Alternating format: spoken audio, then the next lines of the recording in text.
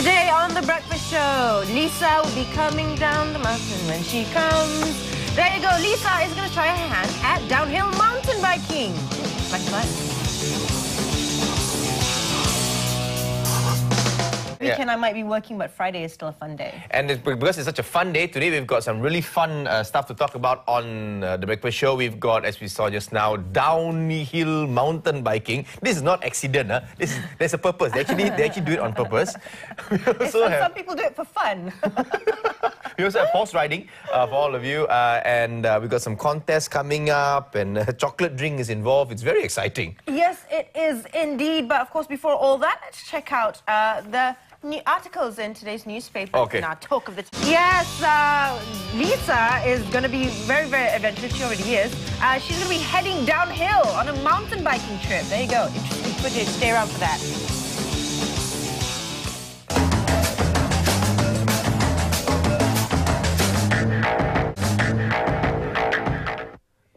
Welcome back. You're with us, Douglas Lim and Aisha Sinclair on The Breakfast Show. Fun Fridays. We've got a lot of fun stuff. But what we're going to go into now is something that is very similar to my life. It's the same direction as where my life is going, downhill. Oh, really? Yeah, yeah. I thought it had peaked. It went up a little bit since you joined The Breakfast Show. I know it's plateauing, you know. It's not plateauing. So my life, okay, the graph of my life is like the European economy is going downhill all the way. I need a bailout. But downhill can also be exciting when you are on a bike. Yes, as Lisa found out. Now, she got the really, you know, I wish I covered this story, you know, especially watching her footage. So she got the opportunity to go downhill mountain biking with a group of enthusiasts. And I tell you, it's off-road too. Not only is it downhill, you're on a bicycle, which you can fall and hurt yourself. Yeah. It's off-road. That means it's got roots and trees, and suddenly... And this is not this is done on purpose, right? People actually purposely go up a hill so that they can then bike down. Okay, but at least going down is fun. You don't have to kayu what. Gravity helps you. Yes, and gravity helps you to a lot of things, like a tree. Gravity can help you to the ground. Gravity can help you into an elephant who happens to be traipsing by. You don't know. It's dangerous, but I think she was well protected. Before all that, you can ride bicycle or not? I can, yes. Really? Whoa, I know why. No, you got it right. That's what this one is all about. Anyway, Lisa obviously did have a great time, and she did survive unscathed because she did the show. Yeah. So let's take a look at this story. Downhill mountain biking.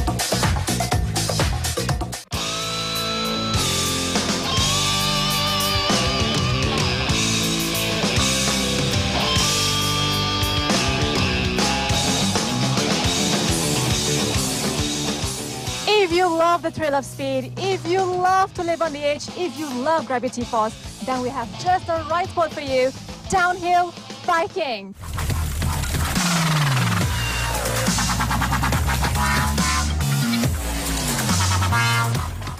I'm with one of the founders of downhill biking in Malaysia, Alan Wu. Hi, good morning. Good morning. Now, Alan, tell us, what is downhill biking? Well, it's basically, as you can see, these guys, they race against the clock. It's basically a time trial, going the fastest down the steep terrain like that. And basically, it's, you know, you against the clock and the elements, the obstacles and the trail, basically. Why is it just 2 to 5 minutes that short? Well, it is a very intense 2 to 5 minutes. I mean, you know, you are 101% focused. It is very, very demanding physically, so you probably can't last longer than that. It is very demanding. Mm-hmm. Yeah. Now, I see a lot of guys participating in this sport. Are there a lot of women as well? They are around the region. Well, obviously not as many as the guys, but yeah, there are women who are into this sport. Now, for those who would like to take up this sport, what would you suggest? You know, what kind of preparation do they need, and what kind of equipment do they need to have? I think firstly, they need to be reasonably good cyclists. They need to be comfortable on the bike. Obviously, the right equipment. They need to get the right downhill bike. You know, and they need to get decent protection for their head, for their limbs. Yeah, basically, you can start off with that, with the right attitude, with some right coaching, perhaps. Right. Now, you are one of the founders. So what prompted you to bring this sport, you know, up in Malaysia? I think it is a very, very exciting sport. If you watch, you know, shows of it or races on the international scene, it is a very, very exciting sport. And basically, to me, it gives the most bang for the buck. That 2 to 5 minutes, wow, it's full adrenaline. Yeah, nothing beats it. Right. So it's just the rush that you really aim for here, because I know, a lot of people would look up that hill and think, no, I could never attempt that. So it takes a lot of, bravado. Well, it's not so much bravado, but it's really trying to test where your limits are, pushing yourself to the limit. Living to the edge a bit, kind of. Yeah. Now, how long have you personally been doing this sport? Oh, probably in the region of 5 to 6 years. 5 to 6 years. So tell us some of the encounters that you have had, some close encounters. Well, going that fast, you definitely get to know some trees pretty well, I would say. Yeah. Yeah, but nothing major. Precautions taken all the time. Right. Yeah. So when you say nothing major, no kind of shoulders, broken bones, ribs? Scrapes, skins, yeah, mostly. Okay. Yeah, but nothing major. Nothing major. Now, what is the youngest athlete here in this sport that you have taken up? Oh, I've seen a boy from Singapore who started when he was about 12, and he races around this region regularly as well. Yeah. And the oldest? The oldest is probably me. Now, I think there's some older people around. We have races that people, in their late 40s joining, yeah. Right. Now, for a lot of young people, I'm sure, this seems like an exciting event. The first thing that might occur as well is to possess a bike. So with bikes like that, is it quite pricey? You can start off with relatively good value bikes. I don't think in the whole scheme of things, it can be pricey when you upgrade to, as you improve better parts and all that. But yeah, it is a good value for money sport to get in. It's very durable, the parts and all that. So yeah, it is not a very prohibitive sport as it is. Right. And so for some people, young people here, what kind of amount do they have to kind of budget just beforehand? Probably they have to ask their parents. No, In the regional? You can start off with 2,000 to 3,000. Yeah. 2,000 to 3,000. Okay. All right. Now, the other thing is that now we have in Malaysia a professional team. So how long did it take this team to reach where they are? We started about 4 years ago to build a team, and yeah, that's how long it basically takes to get the right mix of people, get the right mix of riders, get the proper training in.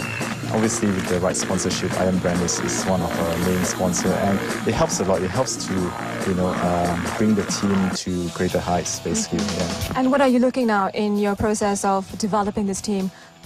We are looking to race more regionally, and obviously with an international aspiration going forward. So we have good riders in the team, and we really hope that with more sponsors realizing the potential of the sport, yeah, we will be able to bring them out.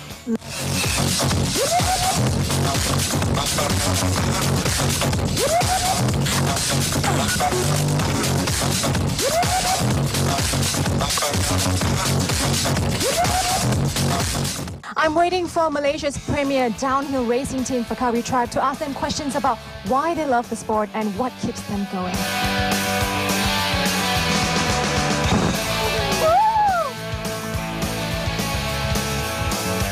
Wow, that was a strong gust of wind, guys. Thank you for ruining my hair.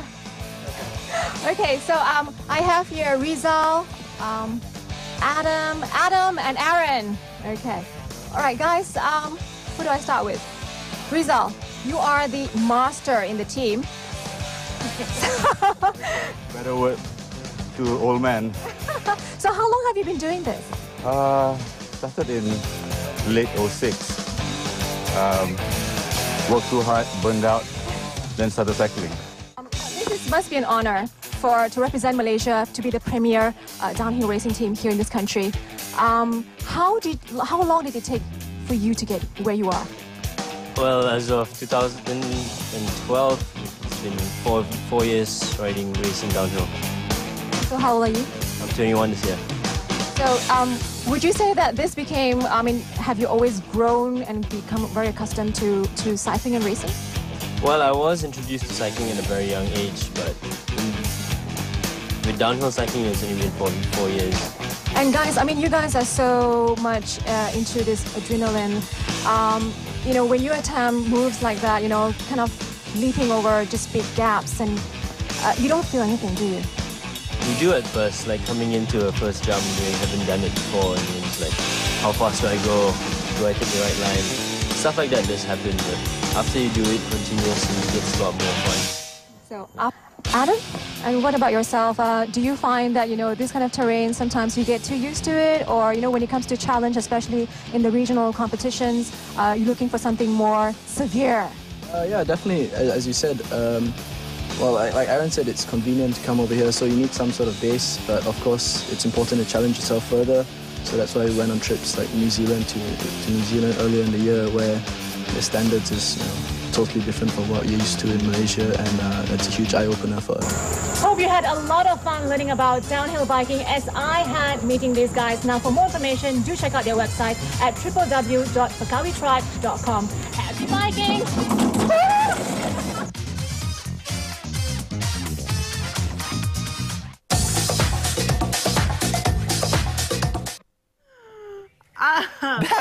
That was very good. We love that, good. Lisa. We Why love did that. I mean, I'm a comic, but that punchline got me. I did not see that. Oh, very good. Who was the director for that one? That was very good. Lisa, Okay. very Lisa put him up. Is it? Congratulations, Very good. That really kena me. That one. But I was actually really looking forward to see Lisa try downhill biking. Were you? Yeah, I was. Why? It looked very dangerous, and to be Well, it's something that she can do. the tribe was Fakawi tribe. You serious? I mean, there's a joke about that, no, but I will not say it. However, those guys look really hardcore. I thought they were there with their bikes. I mean, they were not young thrill seekers. They were not like mindless just jocks who were out there. They looked like very calm, collected people. Probably IT management in the daytime. Yes, financiers, bankers, start work in the stock market. I think that's just like a great way to just, during the weekend, go do something crazy and forget. Monday to Friday, what happened at work and stuff like that. So, you know what? People look for excitement in many ways. What do you do? What bit of extreme sports do you do? Which part of extreme sport? I don't do any, actually. Is it? Yeah, I'm very boring. I stay at home. I run. Is it extreme running or just running? Just normal running.